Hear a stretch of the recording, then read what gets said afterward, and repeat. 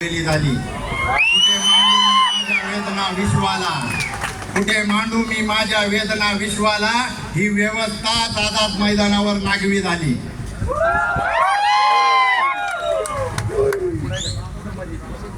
मुंबईला जे काय झालं, मुंबईला काही हे ओबीसीचा हे आहे.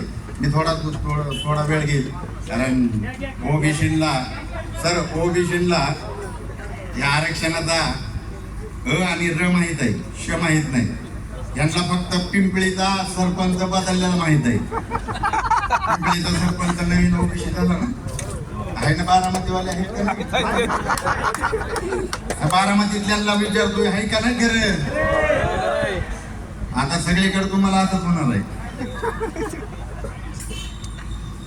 आता इथं माझ्या अगोदर जी भाषण करत होती त्यांच्या थोडा संदर्भ घेऊन मी बोलणार आहे, परंतु आरक्षणाचा थोडा इतिहास तुम्हाला सांगणार आहे.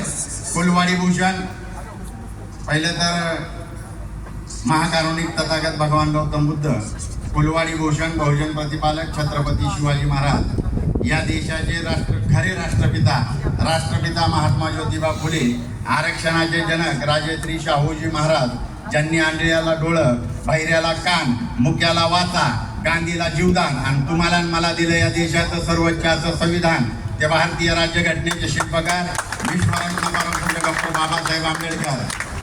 15 ऑगस्ट 1947ला देश स्वतंत्र झाल्यानंतर त्याच्या दुसऱ्या दिवशी शाहीर अहमद शेखला बरोबर घेऊन मुंबईमध्ये विराट मोर्चा काढणारे आणि त्या मोर्चात ही भीमगर्जना करणारे की ये आजादी झूठी है और देश की जनता भूकी है असं म्हणणारे स्वतंत्र भारतातील पहिले विद्रोही साहित्यरत्न अण्णाभाऊ साठे.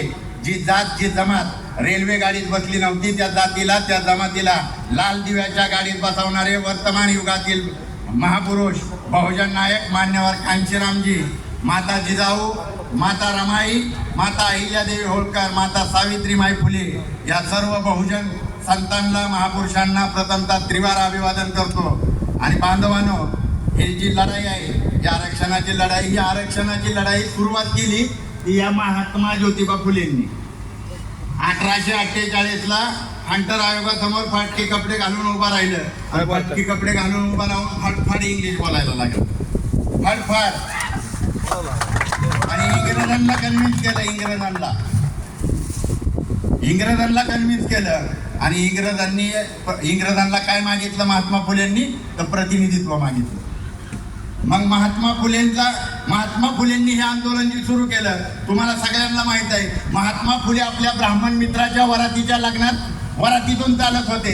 त्या वरातीत महात्मा फुले त्यावेळी जनता जे काय म्हणतात इन्कम टॅक्स, 21,000 रुपये इन्कम टॅक्स भरणाऱ्या महात्मा फुलेंना आणि टाटा 20,000 रुपये भरायचा, त्याच्यापेक्षा जास्त 1,500 इन्कम टॅक्स भरणाऱ्या महात्मा फुलेंना परांजपेच्या वरातीतून बाजूला हकलण्यात आलं. आणि मग महात्मा फुले मुळा उंटा नदीच्या कडेला जाऊन डोळ्यातून पाणी येत होतं, रडत बसले.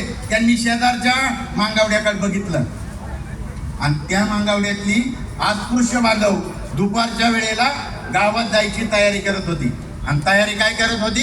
तो कमराला झाडू आणि गळ्यात मडकं बांधून ती गावात जायची तयारी करत होती. मग महात्मा फुलेंनी विचार केला, सांगितलं की यार मला माझा अपमान करतोय, पण ह्यांना तर ह्यांचा अपमान सुद्धा अभिमान वाटतोय, या अभिमानाने चालल्यात. आणि मग महात्मा ज्योतिबा फुलेंनी हे आंदोलन सुरू केलं आणि मरेपर्यंत महात्मा फुले, सावित्रीमाई फुले यांनी ते आंदोलन चालवलं. आता वेळ नाही त्याच्यामुळे मी शॉर्टकट मध्ये सांगतोय.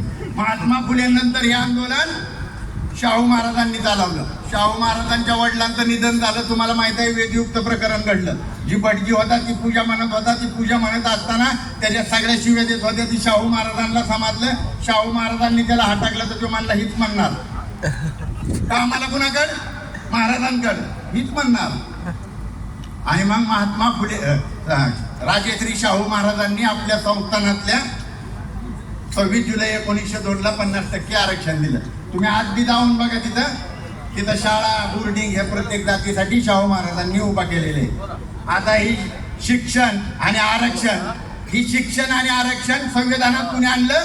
डॉक्टर बाबासाहेब आंबेडकरांनी आणलं.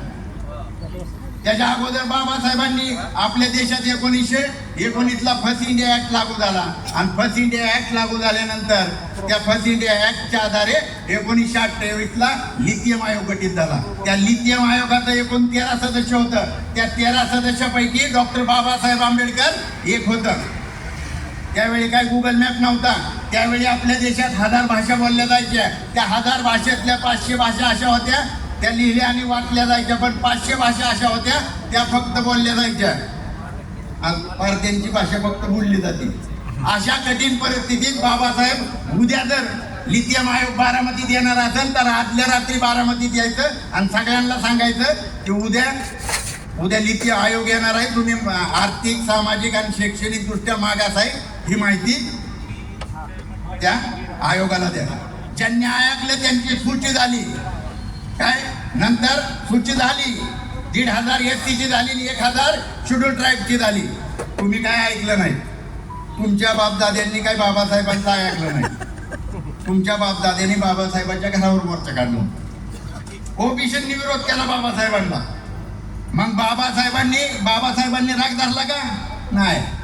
बाबासाहेबांनी मग 1930ला 27ला जे सायमन कमिशन झालं तो 1930ला सायमन आला. तुम्हाला मला शाळेत काय शिकवलं? Go back Simon go back सायमनच ना. सायमन काय माळेगाव कारखान्याचं तिकीट मागायला येणार होता. सायमन येणार कशाला होता? सायमन आपल्या देशात तुम्हाला आणि मला आरक्षण देण्यासाठी आलता. परंतु आपल्याला काय सांगितलं? Go back. ह्या देशातल्या 2 ओबीसी आणि 1 अस्पृश्यांच्या म्हणजे दलितांच्या बाबासाहेब आंबेडकर 84 आणि अजून 1 ओबीसीच्या नेत्यांनी सायमनचं स्वागत केलं. बाकीच्या सगळ्या देशातल्या लोकांनी त्यांचा विरोध केला. आणि मग 1931ला पहिली राऊंड टेबल कॉन्फरन्स झाली. त्या राऊंड टेबल कॉन्फरन्स मध्ये बाबासाहेबांनी हक्क अधिकार तुम्हाला मला मिळवून आलं. जसं गांधी पहिल्या ह्याला गेलं नव्हतं. मोहनदास करमचंद गांधी पहिल्या राऊंड टेबलला नव्हतं. दुसरी राऊंड टेबल कॉन्फरन्सला गांधी गेलं. इकडं भगतसिंगला फाशीला जाऊ दिलं, पण तिकडं गेलं आणि तिकडं आज तुम्हाला मला मिळणारा जे हक्क अधिकार होतं त्याच्या विरोध करायसाठी गेलं आणि त्यांनी विरोध केला. परंतु बाबासाहेब प्रखंड पंडित होते. आता तुम्ही बघितले असेल काही ह्याच्यावर पोस्ट टाकते, आम्ही आरक्षण कशासाठी मागतोय? शिक्षणासाठी. नाही तर तुमच्या 7 पिढ्या आमची बरोबरी. बाबासाहेबांच्या एकट्याच्या डिग्र्या एवढ्या की तुमच्या 70 पिढ्या त्या वाचून तोंडाला फेती.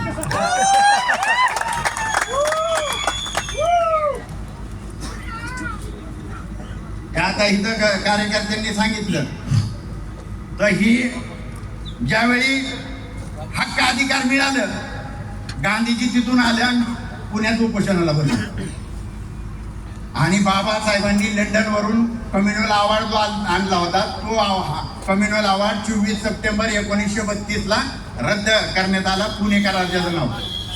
मग बाबासाहेब म्हणले की मी माझ्या बहुजन समाजासाठी लंडनवरून एक रसाचं फळ आणलं होतं. गांधी काँग्रेसनी त्या फळातला सगळा रस काढून घेतला आणि त्याचा स्वतः माझ्या आणि माझ्या बहुजन समाजाच्या तोंडावर फेकून मारला. पण बाबासाहेब हरले का? नाही हरले. बाबासाहेबांनी एसटीला आणि एसटीची यादी त्याच वेळेस झाली 32ला. आम्हाला 31ला जनगणना झाली. 31च्या जनगणनेमध्ये शेड्यूल कास्ट आणि शेड्यूल ट्राईबची लोकसंख्या मोजण्यात आली ती 22.5% निघाली आणि त्याबरोबर तुमची ओबीसीची बी लोकसंख्या मोजली. 52% ओबीसी आहेत. 52%. देशात सगळ्यात मोठं कोण असेल तर ही 52% ओबीसी. आणि हे तिकीट मागतं जेडपीचं कोणाला 2% वाल्याला. जेडपीचं व्हायचंय कारखान्याला व्हाईस चेअरमन व्हायचंय. महाराष्ट्राचा मुख्यमंत्री देशाचा प्रधानमंत्री व्हायचा अधिकार बाबासाहेबांनी तुमच्या माझ्या बापाने दिलेला आहे. बापाला बाप म्हणा की कुणाला बी साहेब म्हणताय, कुणाला भाऊ म्हणताय. आणि मग जी 31ला जनगणना झाली त्या 31-32ला अधिकार मिळाले, परंतु ओबीसीला ते हक्क मिळाले नाही. कुणाला मिळालं आरक्षण? SC STला. बाबासाहेबांनी संविधान बनवताना त्याच्यात 340वा आर्टिकल पहिलं लिहिलं. ती लिहिलं आणि त्या 340व्या आर्टिकलनुसार ओबीसीच्या आरक्षणासाठी आयोग गठीत करण्याची तरतूद केली. 8 48ला पंडित जवाहरलाल नेहरूंनी घटना दुरुस्ती केली. घटनेतच ओबीसीचं आरक्षण कॅन्सल. मग बाबासाहेबांनी हिंदू कोड बिल म्हणजे ह्या महिलांसाठी आणि ओबीसीसाठी, आमच्यासाठी नाही आम्हाला मिळालं होतं. आणि आमचं कोण का आमच्याकडे कोण काढायचं बिडायचं बी म्हणू शकत नाही. आम्ही 3 पाट्या हगावतो. तुम्ही बघितलंय 2 एप्रिल 2018ला तुम्ही होता की मोर्चात बरंच दिने अॅट्रॉसिटी रद्द करा म्हणून. त्यांच्या बरोबरच होता तुम्ही.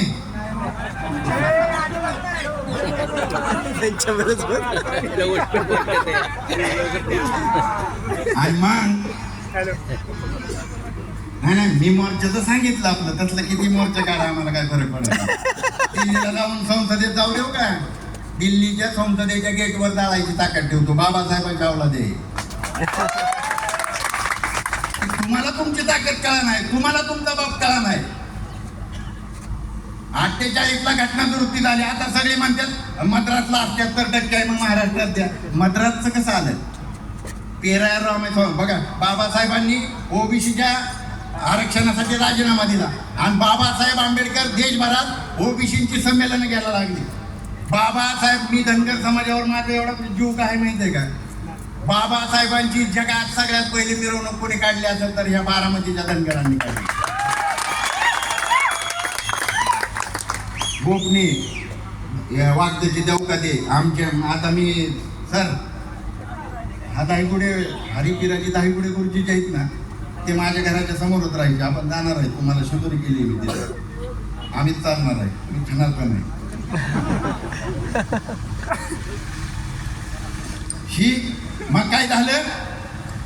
बाबासाहेबांनी देशभरात ओबीसीची संमेलन घ्यायला सुरुवात केली. लखनौला बाबासाहेबांनी 46ला संमेलन घेतलं, 48ला घेतलं, मद्रासला घेतलं, कर्नाटकला घेतलं, पेराराव स्वामी नाईकर जे आहेत त्यांच्या बरोबर घेतलं. आणि मग 1951ला पहिली घटना दुरुस्ती झाली आणि तो तामिळनाडूतले जे ओबीसी आहेत त्यांना 9व्या सूचीत आणण्यात आलं. 9व्या सूचीत त्यांचं आरक्षण जाऊ शकत नाही. तुमचं किती खासदार आणा, किती बी खासदार आणलं तरी काय होणार नाही. पुढं 52ला पहिली निवडणूक झाली आणि पहिल्या निवडणुकीच्या अगोदर मग काँग्रेसनं आश्वासन काय दिलं? ओबीसीला आरक्षण देणार. मग नेहरूचं बहुमत आलं आणि मग 340व्या आर्टिकलनुसार काका कालिलकर आयोग गठीत करण्यात आला. काका कालिलकर आयोगाने अभ्यास दौरा केला आणि ती यादी जी आहे ती नेहरूंकडे दिली. नेहरूंनी ती यादी राजेंद्र प्रसादकडे दिली. राजेंद्र प्रसादनी जवाहरला बोलावलं. जवाहर, आधीच आपण SC STला दिलेला आहे. ह्या 52% ओबीसीला जर तू आरक्षण देशील तर तुला मला मिठाई वाटावी लागेल फक्त. मग काय करायचं? मग कालिलकराला बोलावलं. कालिलकराला खाली लिहायला लावलं की हे जरी खरं असलं तरी मी ह्याच्याशी सहमत नाही. त्यांनी एक ओळ खाली लिहिली आणि तो काका कालिलकर आयोग कात्र्याच्या टोपलीत टाकून देण्यात आला. आणि मग 1956ला 6 डिसेंबर 1956ला बाबासाहेबांचं महापरिनिर्वाण झालं. त्यानंतर ह्या बॅनरवर जे महापुरुष आहेत कांशीरामजी, त्यांच्यानंतर जो मधला गॅप होता तो कांशीराम साहेबांनी DS4 बॉम्बसेफ आणि BSPच्या माध्यमातून आंदोलन सुरू केली. मंडल आयोग लागू करो वरना खुर्ची खाली करो. कांशीराम साहेबांनी 300 पेक्षा जास्त दिवस संसदेला घेराव घातला होता. त्यावेळी तुम्ही विरोधात मोर्चा काढत होता. आता म्हणू नका. गावडे सर आहेत का इथं? गावडे सर आहेत का आपले? राजाराम गावडे, विचारा त्यांना की मोर्चा काढला होता का नाही त्यांनी? त्यांच्या आरक्षणाच्या विरोधात ती मोर्चात होतं. कोर्ट घेऊन की नाही पाहिजे. तुम्हाला कोणीतरी सांगितलं ही महाराष्ट्रातच आहे. तुमचं होतं, तुमची लढाई आम्ही लढलेलो आहे. तुमच्यासाठी आमची लेकरं बाळ मेलेली आहेत, मारल्यात, जाळू मारल्यात, बुक्स मारल्यात.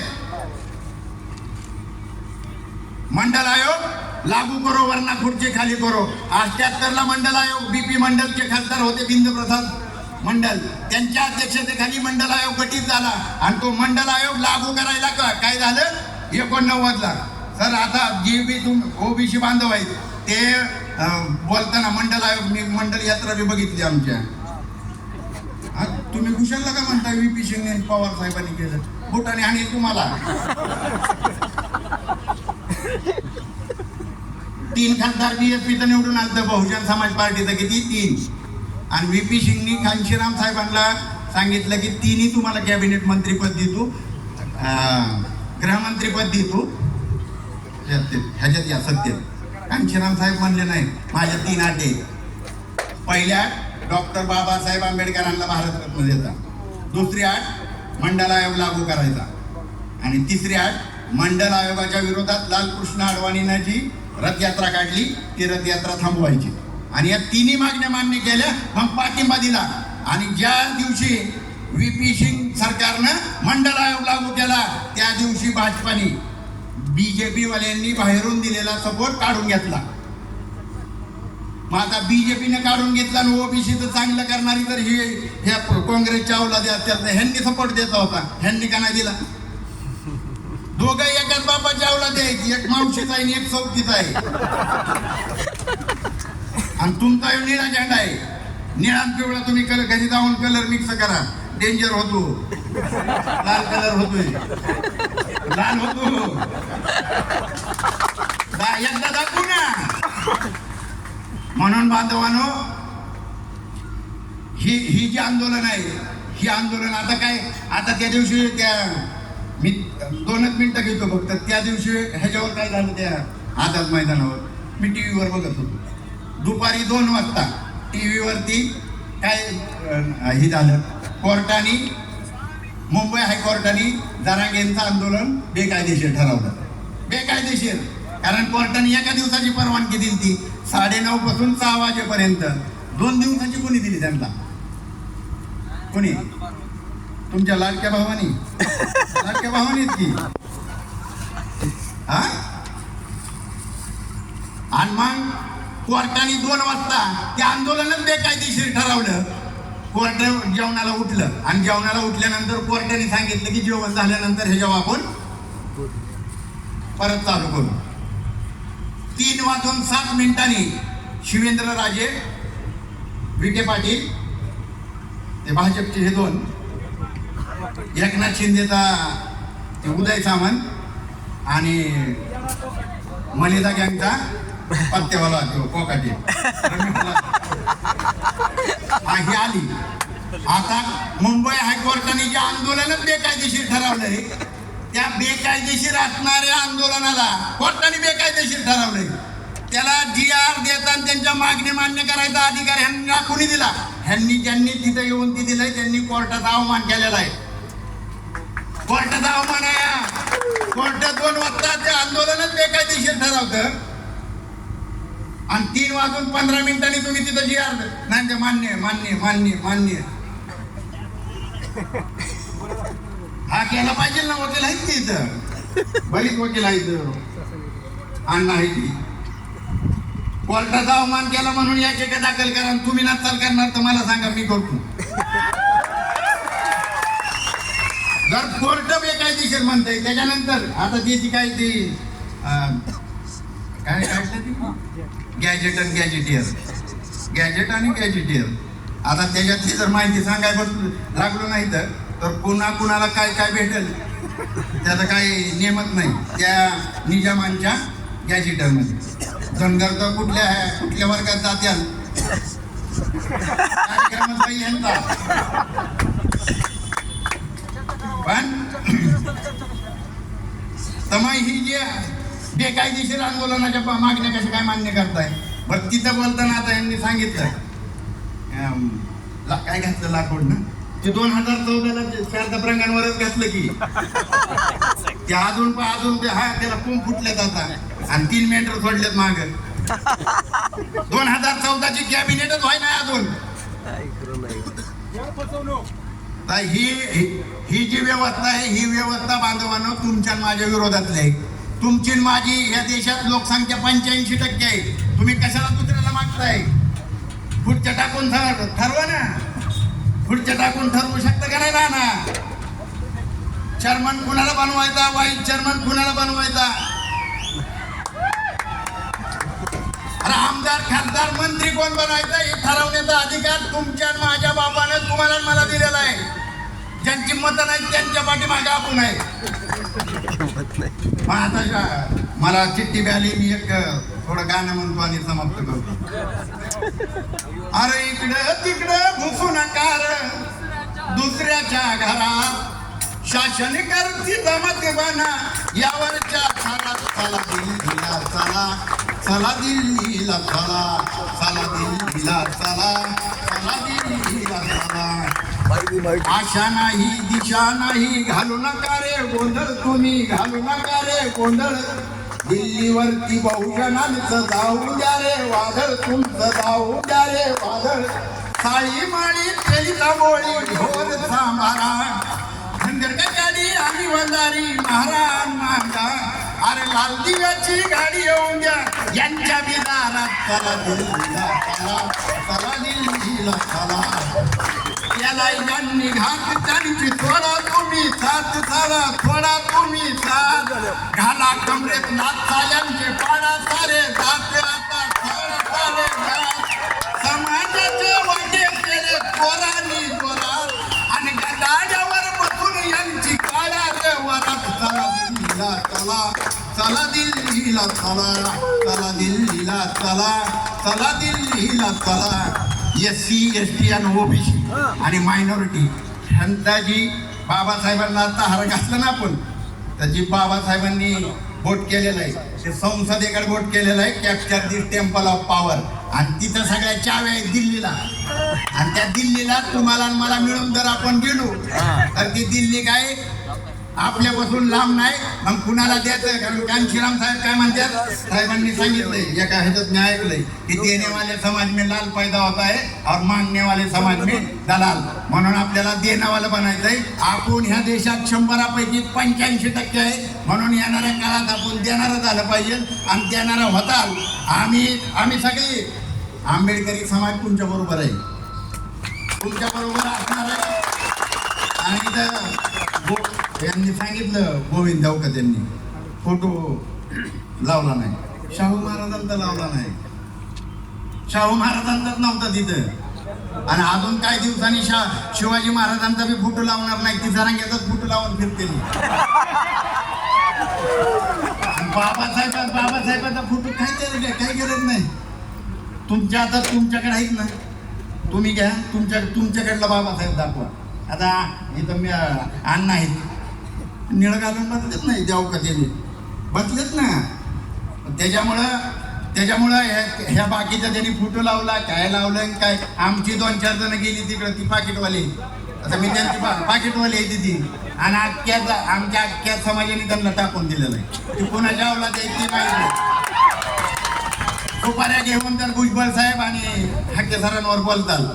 काळूराम चौधरी तुमच्या आईचा नवरा कोण माहिती सांगा. मी काय भुजबळ साहेबांच्या पक्षाचा नाही. मी हक्के सरांचं माझं मी त्यांना ते निरेत अडवलं आणि त्यांच्याबद्दल जो प्रकार झाला मी ते बघितला. माझी बी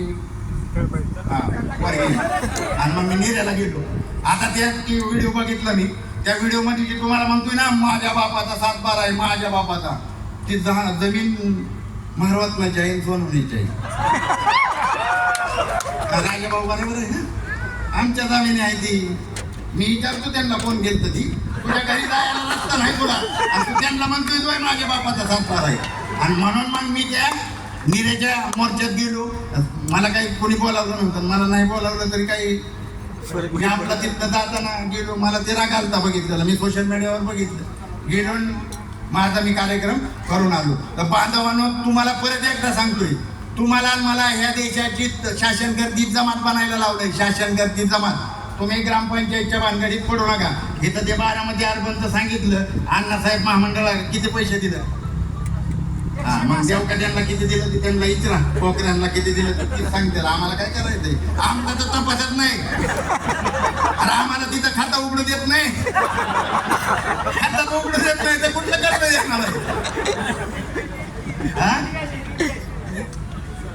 बिनव्याजी देणार.